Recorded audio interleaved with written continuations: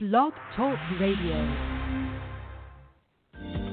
Welcome to The Nonprofit Coach with Ted Hart, the most listened to radio show in the nonprofit sector, dedicated to helping your charity succeed.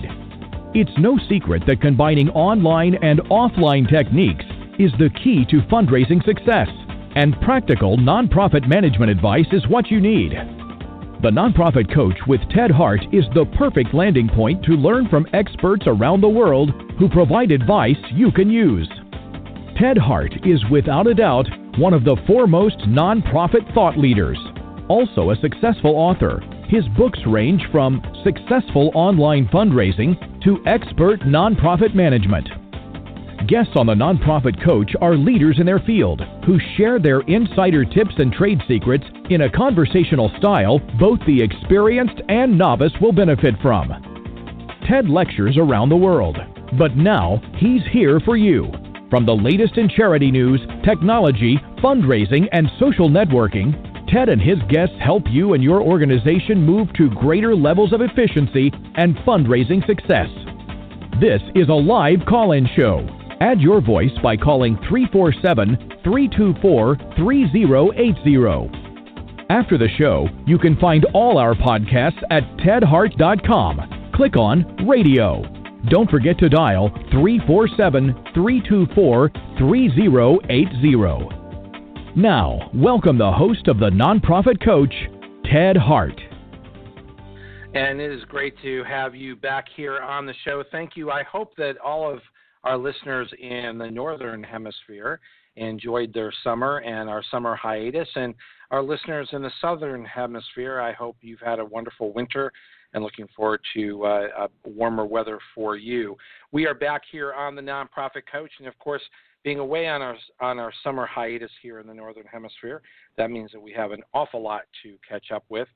Just remind all of our listeners that you can, as the opening credits mentioned, you can call in and speak to our Page 2 expert by dialing 347-324-3080.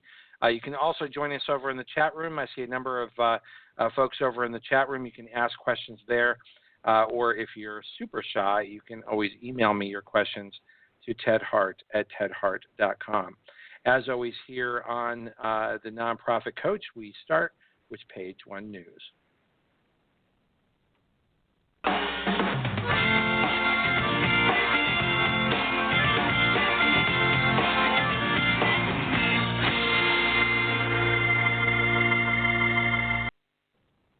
And back from our hiatus, joining us here first on the Nonprofit Coach is Jackie Enterline. Jackie is bringing us the GuideStar Minute. And Jackie, if you need a couple of minutes, I understand we've been away for several weeks, so I imagine there's a lot to catch up with over at GuideStar. Take it away. Absolutely. Thank you so much. So I believe last time we chatted, we were just about to launch our newest seal of recognition, and that was GuideStar Platinum. So a little recap on that. That was right before you went on hiatus. That launch, we've already seen over 1,000 nonprofits earn the Platinum Seal of Transparency, and they keep updating and adding more metrics to track and show the progress they're making toward their mission. So that's been really exciting and something we're looking forward to continuing through 2017. What also launched at GuideStar is the new search tool.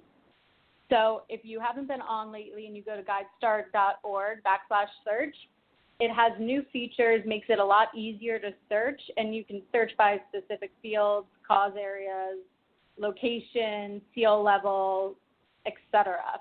And just makes it a lot easier to kind of compare and contrast organizations or help find an organization similar to yours that you can use to benchmark. Talk to me if you don't mind me interrupting. Talk a little bit more, because it ties in somewhat to our Page 2 topic today, the features of GuideStar that allow you to do benchmarking, because I think that's a concept that a lot of nonprofits are really intrigued by in terms of how they can measure themselves. How can GuideStar help? Of course. So through GuideStar Platinum, basically it asks any organization to put in the metrics they're already tracking. They can either compare with the Common Results Catalog, which is a list of over 700 metrics through all different cause areas, or they have the option, if they're kind of a unique snowflake, as we like to call it, they can put in their own metric. And if another semi-unique snowflake comes along and puts in a similar metric, that gets added to the Common Results Catalog. So it's kind of creating, beyond the living document, but creating a common language in the sector. So you're able to see what other organizations like your own is tracking. And it will either be similar to what you're tracking, or you can be, oh, now I can track that. I didn't know how to go about it. Well, that's very important, I think, for all of our listeners to be able to learn from others, but also benchmark and to set descriptions of how they can succeed and show that to their communities. Absolutely. So yeah, I interrupted you. We're looking forward. No problem. Happy to discuss that.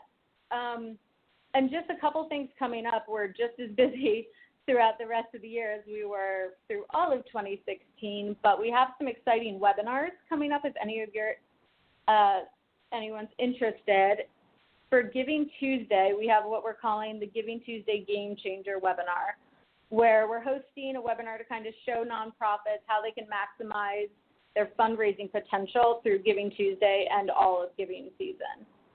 So we have the Director of Strategy from 90 Second Why, basically the founders of Giving Tuesday, and then a fundraising expert, Adam Weingart from Double the Donation, and they're going to be on there giving tips for nonprofits. We also have a series of overhead myth webinars coming up, which we're really, really excited about. And so they discussed how technology, media, and sector leaders can change the conversation about overhead. So that's a series of 3 webinars happening. The first one, I believe, is October 11th, and then about a month later and a month after that. And so to check out those and register for them, you can go to guidestar.org/webinars. That's great.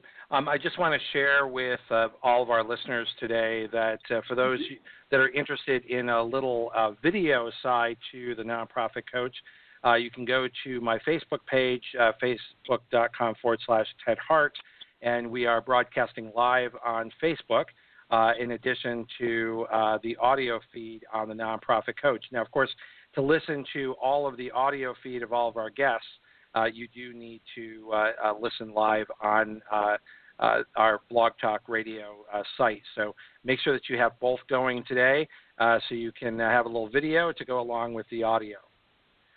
So, Jackie, go ahead and let's wrap up the GuideStar Minute.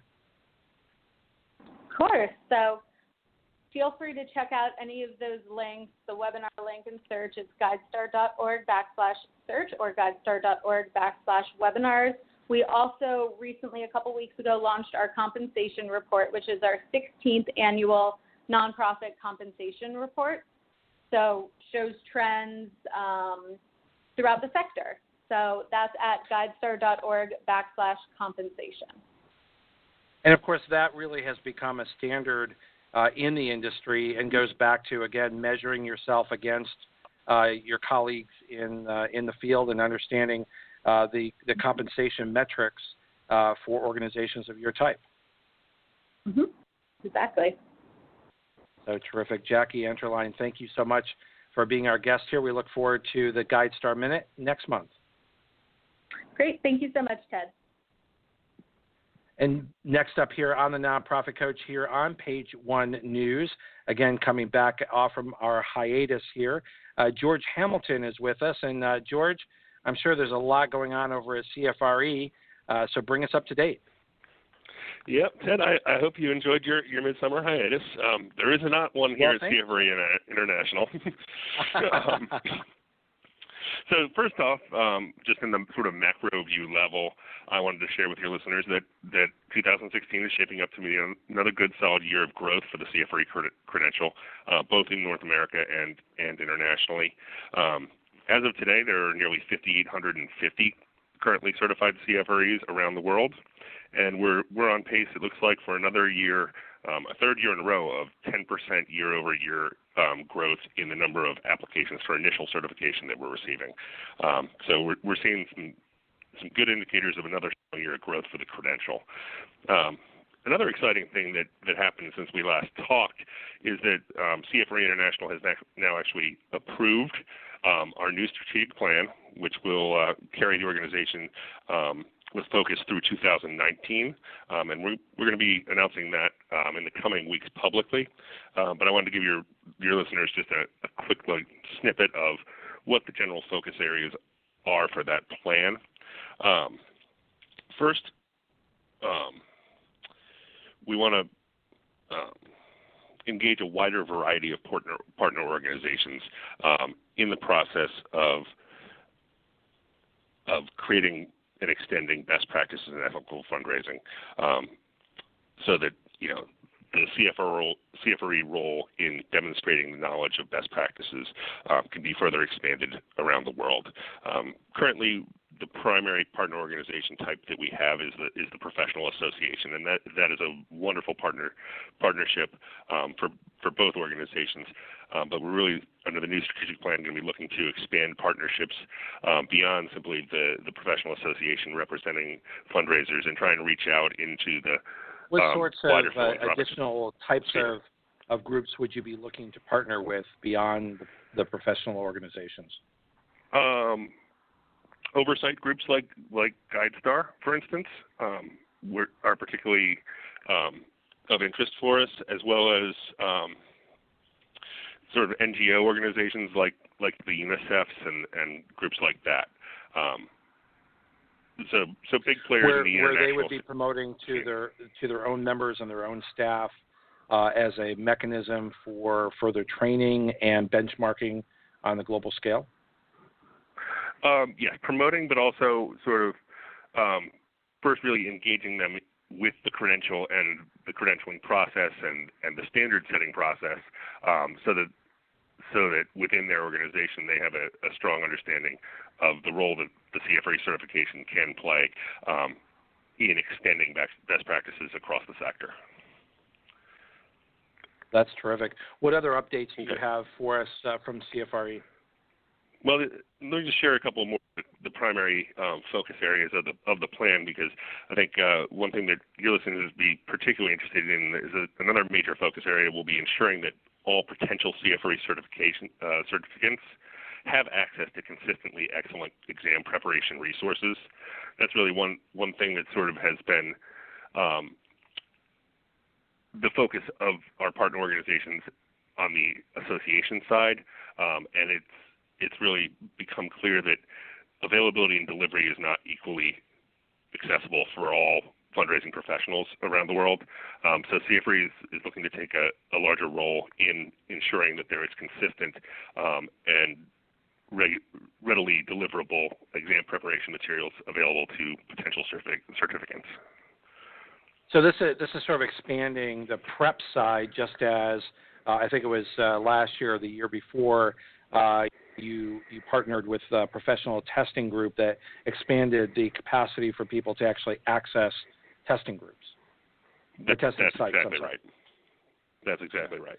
Well, that's terrific. Again, broadening the capacity for CFRE to be accessible to professionals certainly is something that the Nonprofit Coach appreciates and supports, as we remain very supportive of the CFRE credential.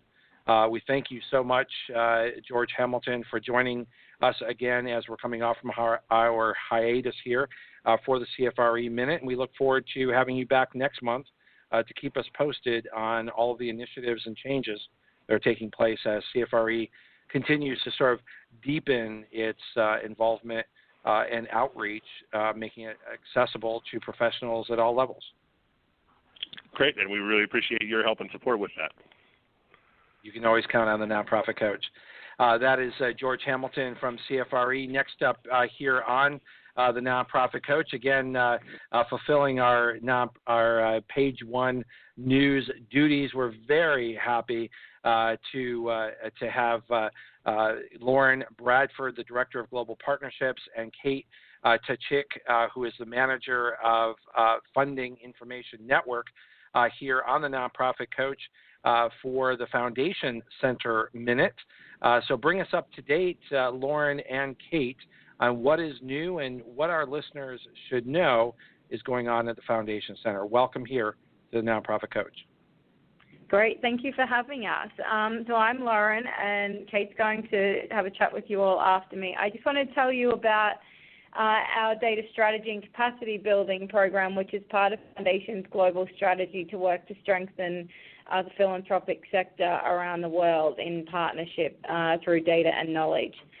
So as we know, all of us want data, and that's come up already on the show today, but the data doesn't always necessarily exist. And it seems to exist more so in the U.S. because we're forced to collect data, but in many other countries, those same protocols and processes are not mandatory or exist. So we just don't know the impact that foundations are having in other countries on sectors like health, or what the funds are that are being directed by local operating foundations, and what the impact of that spending is and how it relates to government programs or international aid. And therefore, as a result, we have no way of knowing if philanthropy is actually making a difference, or if these dollars could be used more effectively. So with this issue in mind, we've realized that part of the reason for this is many countries don't have a culture of data collection, processing, analysis, or sharing for various reasons. And so to address this issue and strengthen the sector, we've created our data strategy and capacity building program.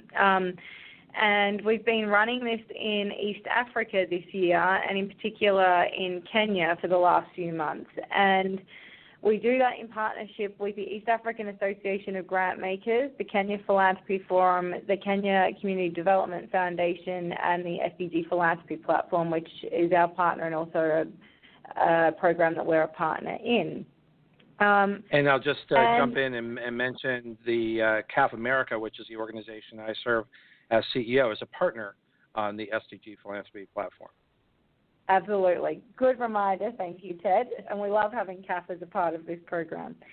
And so what this program does is it aims to strengthen the local foundations and associations of foundations to develop their own long-term sustainable in-country data strategies, and to better understand and fill their capacity gap through skill development, and for us to highlight and provide tools to enable foundations to better work with data. And so the way we do this is through working in partnership. We hold a data scoping meeting in country after doing background research with different partners to understand the current context within that country of what the data issues are. And that meeting allows participants from across the sector in Kenya and in any country to establish principles for collaborative data and knowledge management, to determine local data and knowledge challenges and needs, to leverage technologies for collecting and sharing data and knowledge, to understand the link between global and local knowledge initiatives, to discuss the components of what a local data strategy would ideally include, and to collectively develop a set of local data and knowledge priorities and goals. And so this is very much a collective process. And then following the data scoping meeting, which is the first component of the work, then we hold a capacity building workshop with the same participants and any additional participants. And that workshop builds on the priorities and goals that were identified. So in Kenya, the goals and priorities that were identified were creating a value proposition, because it's quite difficult for other organizations within the sector and even outside the sector, or beneficiaries or recipients, to understand how the importance of data. So it's very much about telling that story. And another goal was building capacity and ensuring inclusivity of different partners and types of data, creating a culture of collaboration and building trust in data processes, and then developing a data system in country that would be locally owned and operated by Kenyan philanthropy. And in addition to that, we also walk organizations through a data roadmap, which essentially is all of the detail, all the technical detail that sits behind the process for collecting, processing, and analyzing data. And as now we're complex at the point, as that sounds on the data collection side, I imagine that in the long run, that's actually the easier part of it, because the education and the training and the helping with identifying cultural barriers to the sharing of data and understanding is probably the heavier lift. And once you're able to develop that kind of relationship, then the technical aspect of sharing the data, actually in hindsight, probably seems like the easier part of the work. Yeah, you're absolutely right, Ted. It's largely about building relationships, building trust, coalescing the right group of people that have the same mission in mind, I guess, and want to work together. And then the technical skill development is certainly the easier part for sure. And that's why creating a value proposition is so important in any country, and in this case in Kenya. And it also allows philanthropy to work with the government and the broader development ecosystem by being able to tell that story and represent the sector. So it's really exciting work. And sorry, go ahead. It is exciting. It is exciting work, and I just wanted to share with our listeners that the Foundation Center will be a regular contributor here on the Nonprofit Coach. And by way of backdrop, since a lot of the work, the data collection, the creating of sort of the cultural acceptance of data measurement, it does tie back to the SDG philanthropy platform. And just for our listeners, the Sustainable Development Goals are the SDGs, and officially known as Transforming Our World, the 2030 Agenda for Sustainable Development. And these are goals that were set at the United Nations with broad input, so from the bottom up, really. And I think that it's fair to say, or at least I'll say it here on this show, that the Foundation Center serves one of those linchpin, very important roles in making sure that there is a pathway to understanding that when we get to 2030, we certainly want to be able to measure what kind of progress did we make against these goals, and along the way to understand what's working, what's not working, and maybe some strategy shifts that need to be made between now and 2030, rather than sort of getting to, I suppose, 2031 and looking in hindsight and saying, gee, I wonder how we did. And without that sort of data collection and sort of the heavy lift of the education that you folks are doing, I don't think there's really a way for us as a planet, as a people, to really understand how much progress we can make between now and 2030. So I look forward to the continuing updates at the Foundation Center that Lauren, you, and Kate will be providing here on this show, because I think that the broader community, the nonprofit sector, and I apologize to those folks that are watching over on Facebook that the video may be a little bit shaky from time to time. This is our first time that we're over on Facebook Live, in addition to doing the radio show. So those of you who want to listen to the entire conversation, please click on the radio link. And those that want to watch, we are live here on Facebook today. So again, Kate and Lauren, very important work that you're doing, and I think that this will be an ongoing education for the nonprofit sector as well, which is just one part of the overall puzzle of how we can make progress towards 2030. So I just wanted to sort of bring everybody up to date in terms of where all this fits. Anything else that you folks want to share as part of this page one update, or sort of this sort of initial installment on helping this community understand their role, the role of the Foundation Center, the role of data collection in making progress as a planet? Oh, thanks, Ted. Thanks for that. That was a really great summation. This is Kate. I do want to just plug briefly, make a connection. I think Lauren just gave us a really fascinating look at all of this behind the scenes heavy lifting that has to happen to pipeline this data, through, from the ground, from in-country work, into these databases where you sit down, you plop down at your computer, you pull up Foundation Directory online, and finally you're making sense of what you're seeing happen out in the world. And so there's a really clear line drawn between that in-country work and what you're seeing on the other end of one of our products, whether it's one of our Foundation map portals, whether it's the SDGs funder site itself where you can see the mapping portal there, or whether it's Foundation Directory Online. My quick plug, my primary responsibility here is working with our Funding Information Network, which is one of Foundation Center's core strategies in disseminating knowledge about philanthropy through local communities.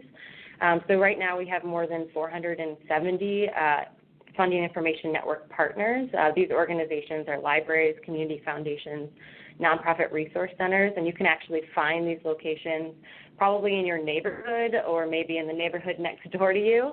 If you go to foundationcenter.org/find us, at all of these locations you get free access to all of our databases, so that's Foundation Directory Online, Foundation Maps, Grants to Individuals Online.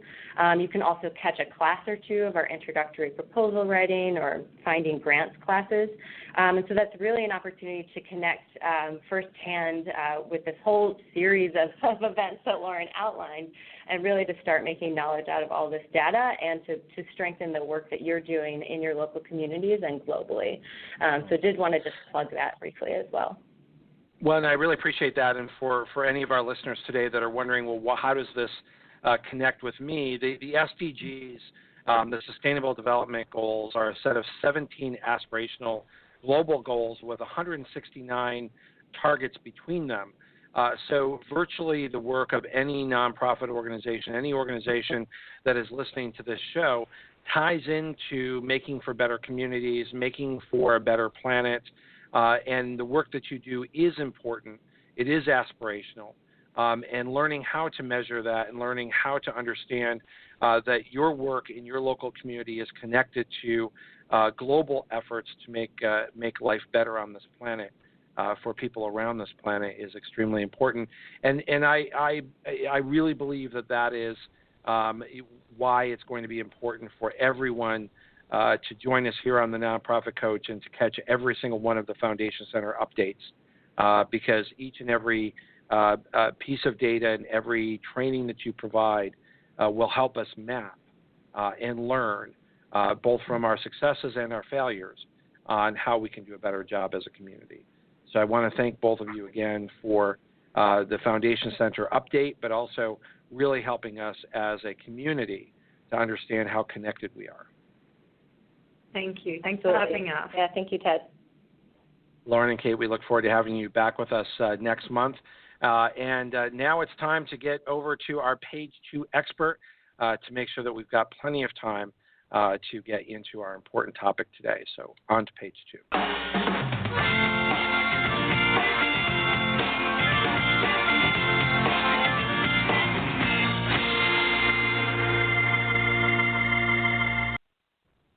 So once again, just to give everybody an update, we are broadcasting live over on Facebook today. You can find that .com/Ted Hart.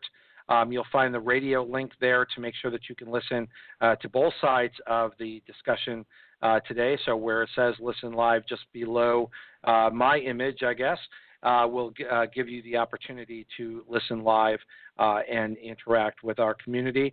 As we mentioned before, you can send us questions in our chat room.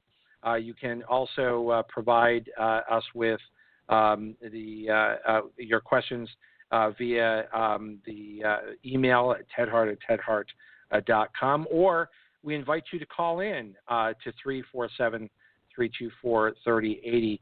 And our Page 2 expert today is Annie.Rhodes. And Annie.Rhodes is here to share with us the topic of leveraging technology, Blackbaud Outcomes, but more importantly, tying into a theme that we've been hearing as we've come back from our hiatus, is this issue of impact measurement. Annie.Rhodes serves as the Director of Foundation Strategy in the MicroEdge division of Blackbaud. In this role, Annie helps philanthropic organizations leverage technology to optimize how they manage their giving and improve collaboration through funding partners and grant recipients. Annie is also aiding customers who evolve from simple grant-making programs to results-focused giving programs that establish and measure outcomes and drive important impact. And again, back to that topic of impact. As part of this, Annie has led the development of Blackbaud Outcomes, and Blackbaud Outcomes is a technology solution that helps funders and nonprofits track and measure the results of their giving programs. Welcome here to the Nonprofit Coach, Annie.Rhodes.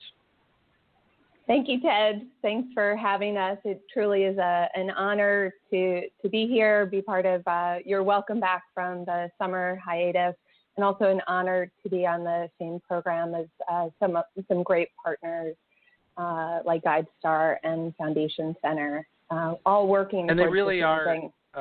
They really are great partners, and it gives you a sense of the community that we have here. And the central nature of the work that we do to improve communities. But I think our topic today, and if you don't mind, I want to sort of delve right into, because we heard in some of the updates on the page one side of this show that we keep coming back to measuring data, impact. How do I know that I'm making a difference? So if you could sort of start off our page two today on what does that mean? Because that's a very big topic, and it comes in a lot of different flavors and sizes. It's obviously a place I like to start the conversation. What are we all doing here? What does the work that we're doing? What does it mean? Have we moved the needle? And how do we know that we've moved the needle?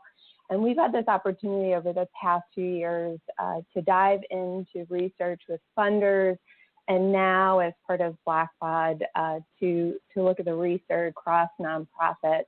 And it's interesting, the challenges are very similar, where funders are looking to understand the results of their giving, but they're looking at those results often, or looking to find them often in the past, on past funding, without that upfront set of solid outcome measurements that they're driving to. And often we're finding with the funders that we're working with that without that set up front, it's really hard to manage what that impact is long term, and then also to communicate that with the nonprofits that they're funding. On the flip side, we have nonprofits who are also trying to share this information back with their funders, but often don't know what the funders are looking for. So the driving of that information often has gets lost in translation. Well, in collecting the data and measuring the data and reporting the data, that all becomes very complex, and I think providing some guidance as to what is appropriate, because I think it was mentioned by one of our earlier guests today that all data is not the same, and then being able to measure and track that data. So how do our listeners make sense of the data that's before them and begin the process of appropriately reporting to a number of constituencies, including their funders? I mentioned that we in the United States, in terms of our granting relationships, we have been collecting data. And some of that is making sure that the data we are collecting is meaningful and extracting from that the actual, did we hit the goal we intended to hit? Was that goal specific? And does it show an actual change in behavior leading towards that impact? So the few key things for both the nonprofit funders, and it's funders across the spectrum of funding, the most important thing is to get all of your stakeholders on board. So making sure that if you as an organization are interested in tracking towards impact and understanding your outcomes, that you have every member of your staff engaged in that process and understand that you need to set goals collectively and that you need to stay consistent.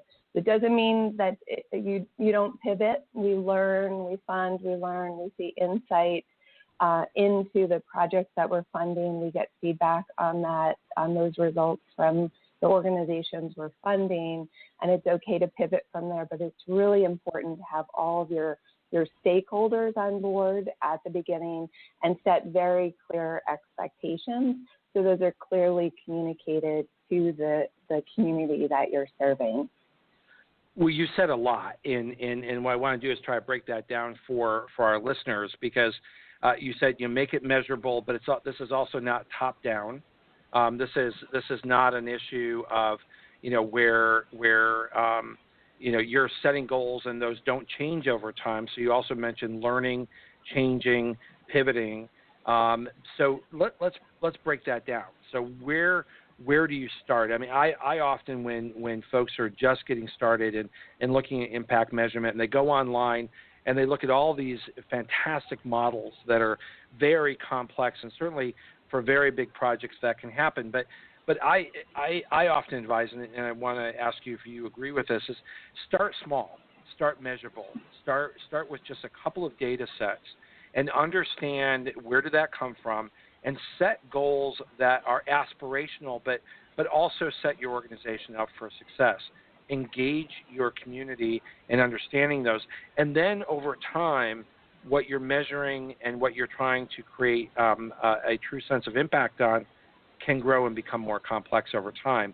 Because you can, and then I'll shut up and let you fill in the blanks here, I believe that a lot of organizations can become so bogged down in a process that they actually end up just spending a lot of time sort of studying the notion of impact and never actually measuring anything. I couldn't agree with you more. You read my mind on the start small and be targeted with your outcomes measurements. I would recommend both funders, nonprofits, social entrepreneurs as well, and others first do a market scan. So make sure you're asking the community that you are serving what they need and what change they would like to happen in their community. Then broaden your market scan and your market research. Go to the Foundation Center. Go to GuideStar. See who else is working in the areas that you're focused on, and see what they're measuring towards.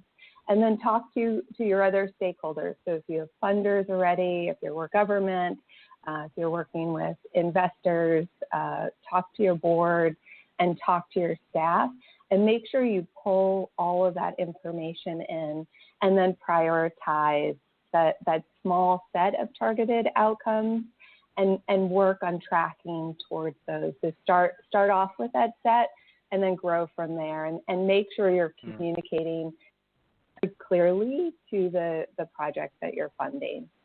Well, and you just brought up another very important concept that I want to make sure that we accentuate, and that is you don't always have to invent the wheel.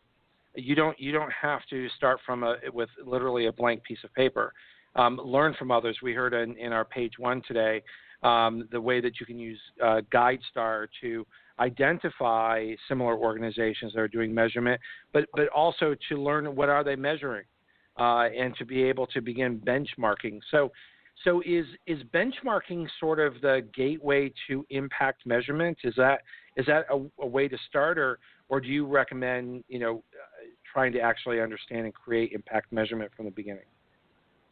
So I could offer both. I could see a discussion on both sides. So I think benchmarking is really important, but it's somewhat aspirational in some of the areas in which we're working. So there is the recommendation to understand what you're working towards and start to head in that direction, and then work towards that benchmarking.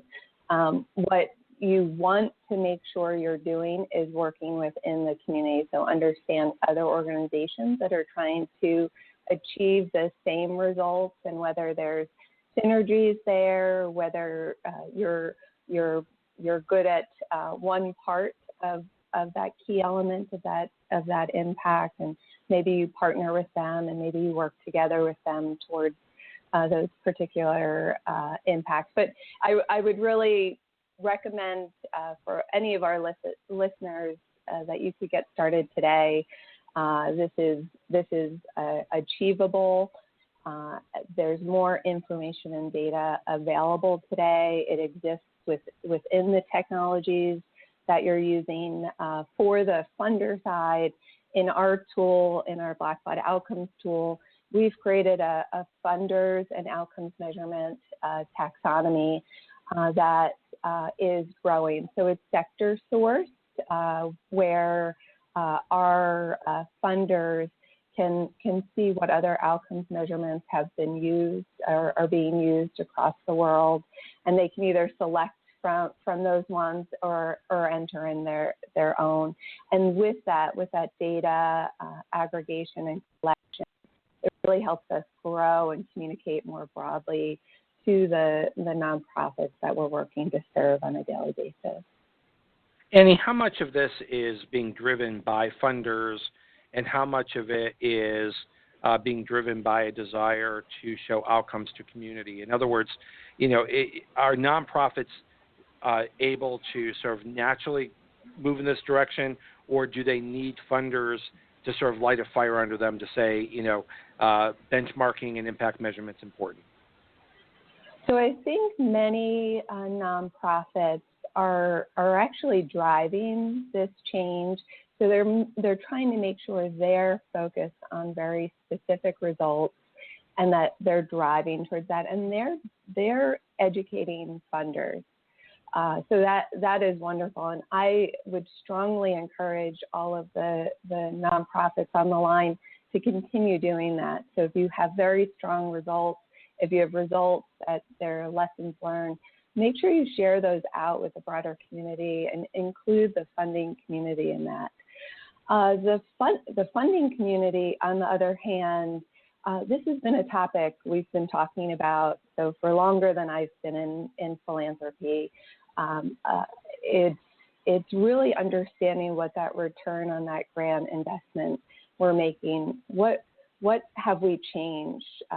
Did our dollars mean anything? Did it change the lives of individuals? Mm-hmm. Does these students now, are they in the workforce?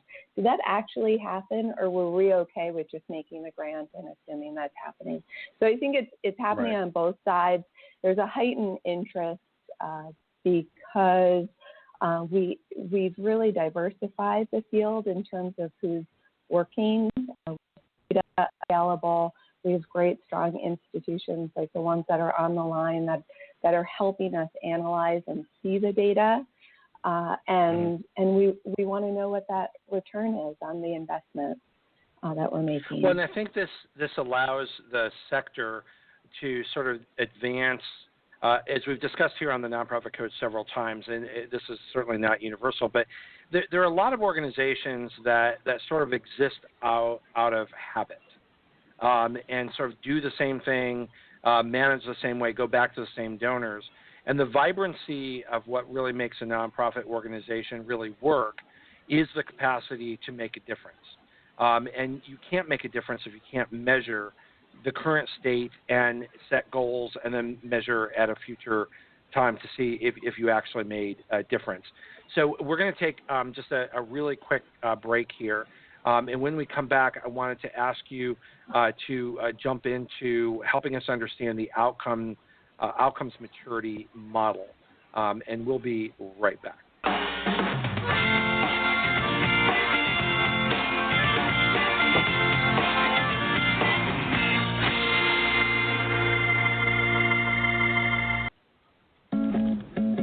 Life gets busy. Wouldn't it be nice to have a central place where you could save what's on your mind? With Google Keep, you can stay on top of your world by quickly and easily organizing everything you want to remember. No matter where you are. Finalize door list for Thursday's gig. So when you find inspiration, you can file away your ideas. And Google Keep stores them safely across all your devices. And when the time comes, you'll have everything covered. Save what's on your mind Google Keep. Just a program note, our next show, due to my travel, I will be in Brazil at the Brazilian Philanthropy Forum at the beginning of October, and so our next live show here on the Nonprofit Coach will be on October 18th. So please go to tedhart.com to catch up on all the podcasts that you may have missed. But we will be back live on October 18th with Nathan Dietz, and he will be providing us with an in-depth spotlight report, which is really fascinating, on fundraising by human services organization. Mr. Dietz is the co-author of the Spotlight Report and is a senior research associate with the Urban Institute Center on Nonprofits and Philanthropy. So please make sure that you note your calendar for October 18th. Remember, our podcasts and archives are always available 24 hours a day at tedhart.com. Click on radio links.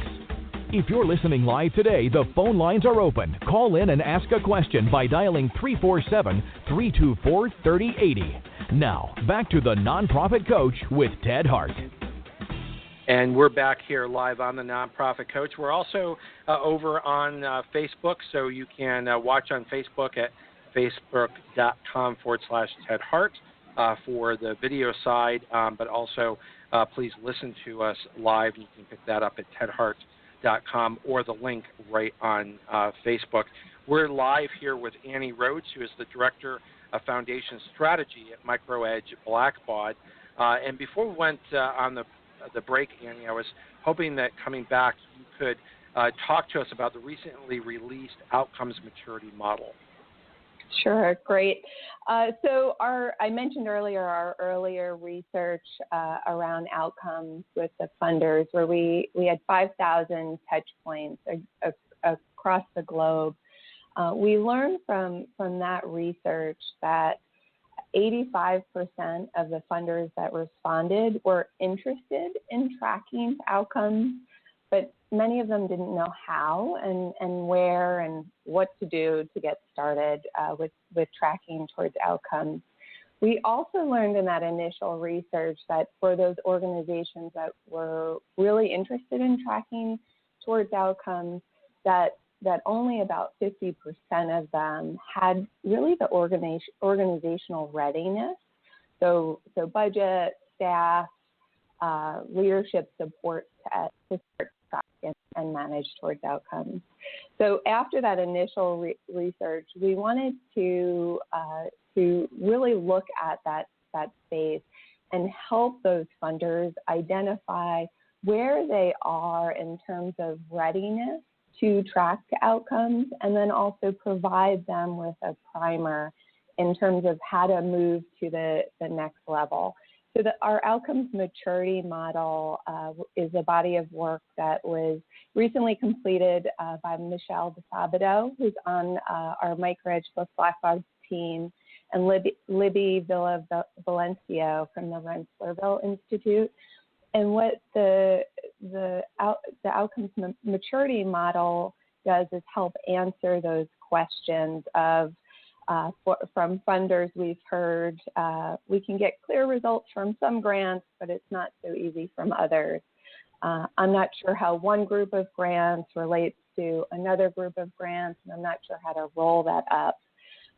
Which results should we take credit for? And I'm smiling on that one because we hear that often. But what the maturity model does is there's a quick quiz. I encourage everyone to fill out the quiz. It just takes a few minutes, and you can find that on microedge.com. But it puts you in a category. So if the results of the quiz take you to minimal, then you understand that right now your organization has a limited to no focus on outcomes, and we provide you with a few key steps to get to the next category, which is basic, which is a ad hoc, open-ended, reactionary approach to outcomes. Then there's developing, which is integrated into your strategic giving, and then strategic, which then you leverage in terms of the way that you approach your grant making and giving. And then the final one, the top category, which just about 5% of the funders fall into, is using outcomes results, so measurement results, to help inform your organizational strategy. So helping you pivot and learn and continue that communication with the nonprofit organizations you're working with. So it's an opportunity just to do some self-organizational work-in and understand what you need to do and ask for from leadership or from your board in order to really implement a strong outcomes measurement approach to the work that you're doing. So again, this provides a model that can at least help you get started or understand the concepts. For our listeners, we've provided a link to the outcomes maturity model over on Facebook, along with the live feed. Watching the clock here, Annie, I just want to also give you an opportunity. September was a very busy month for conferences, and I wanted to ask you the main themes that you saw running through them, but also Blackbaud has a big conference coming up in just a month's time, so I was sure that you probably wanted for our listeners that they knew more about that. So let's make sure we get those plugs in. Okay, great. Thank you, Ted. So first, let's start off with Blackbaud's conference. It's BBCon at BBCon, happening October 26th to 28th. It's filled with wonderful thought leadership sessions, many around outcomes measurement, many around the Sustainable Development Goals, and education for our funders and nonprofits around the Sustainable Development Goals. There are thought leaders from the space. Many of the organizations, including yours, Ted, and the ones on the line today, are participating. Opportunity to learn, connect with other nonprofits, funders, public charities working in the sector around good. We're very excited for a very strong agenda, and we're looking forward to it as part of the team.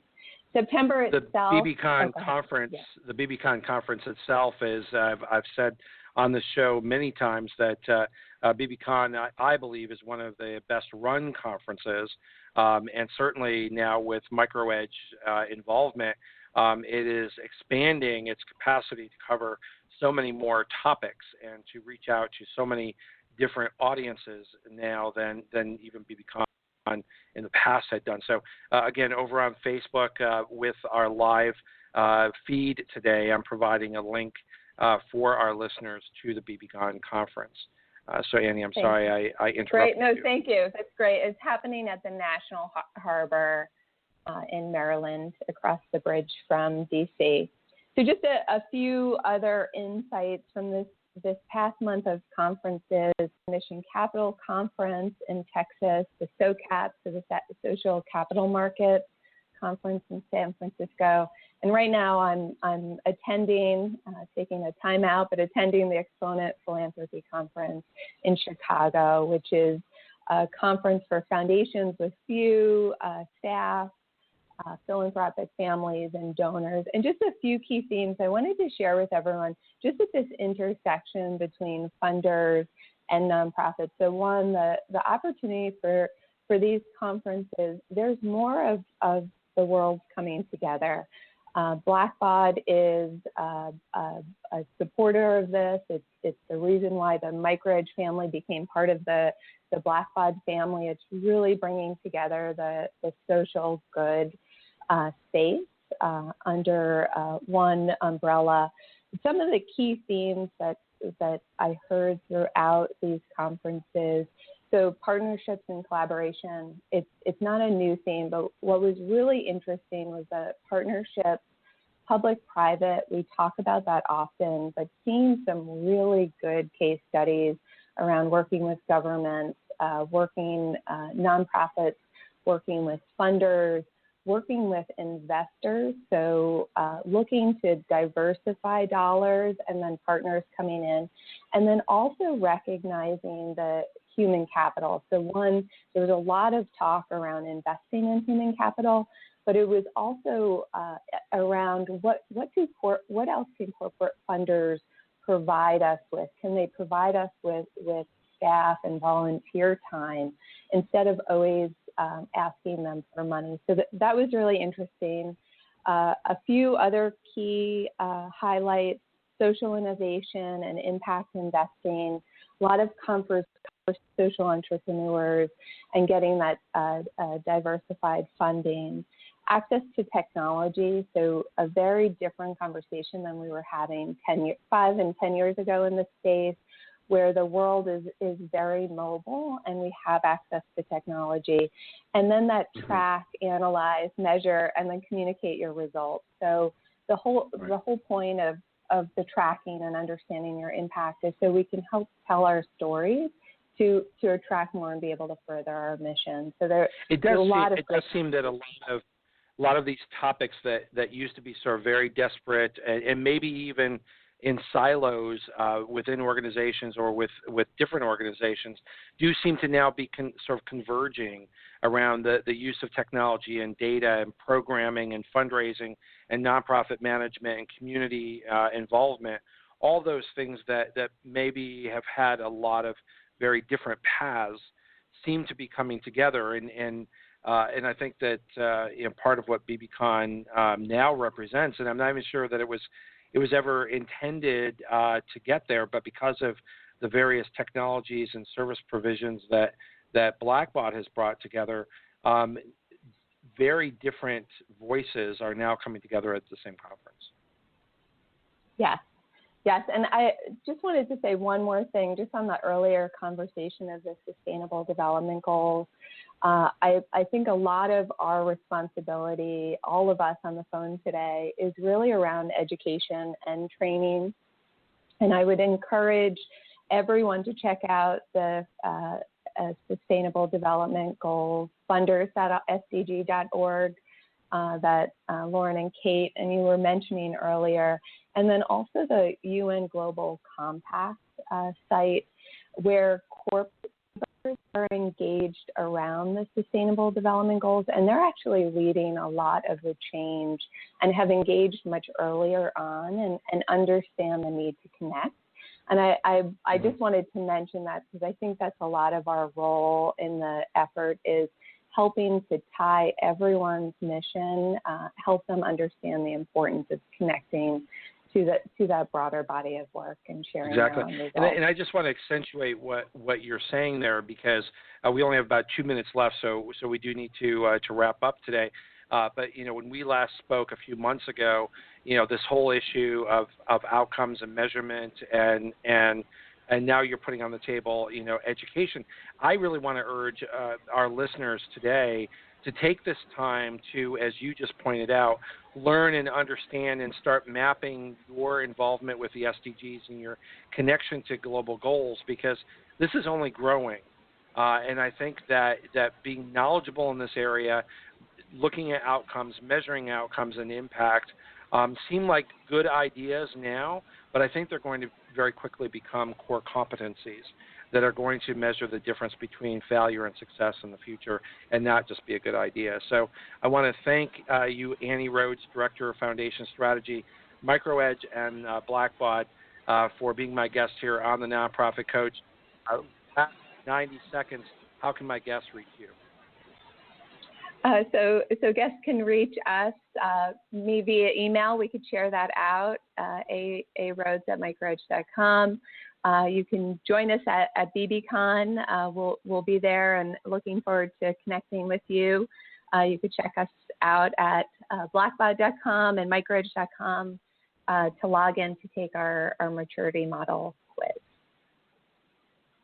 And we will make sure that your email address is added to the live feed over on Facebook today, so that everybody can reach you if they have questions or updates or information, or just want to make sure they get a chance to see you at BBCon, as I look forward to seeing you at BBCon.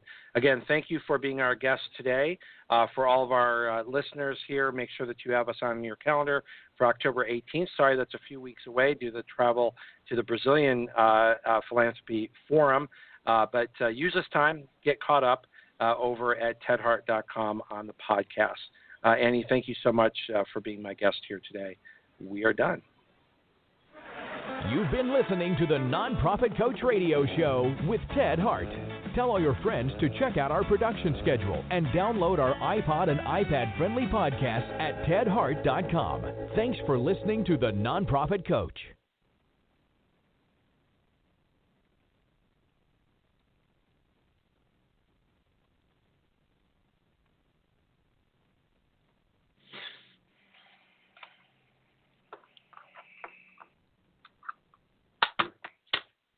When it comes to cleaning your house, who doesn't wish un galán with a trust fund swept in and passed the mop to your evil stepmom like in the telenovelas? Hola, it's Chiquis here, and although life isn't always like in the soap operas, Fabuloso does bring a clean that's always over the top. Get your home dramatically clean anytime you like, without any evil mama drama. Just long-lasting lavender freshness. That's Fabuloso, taking the drama out of any mess. Fabuloso's 2 times concentrated formula provides 2 times more active ingredients versus non-concentrated Fabuloso Original. Use as directed. Hey, it's Ryan Seacrest. Life comes at you fast, which is why it's important to find some time to relax. A little you time. Enter Chumba Casino. With no download required, you can jump on anytime, anywhere for the chance to redeem some serious prizes. So treat yourself with Chumba Casino and play over 100 online casino-style games, all for free. Go to ChumbaCasino.com to collect your free welcome bonus. Sponsored by Chumba Casino. No purchase necessary. VGW Group. Void where prohibited by law. 18 plus terms and conditions apply.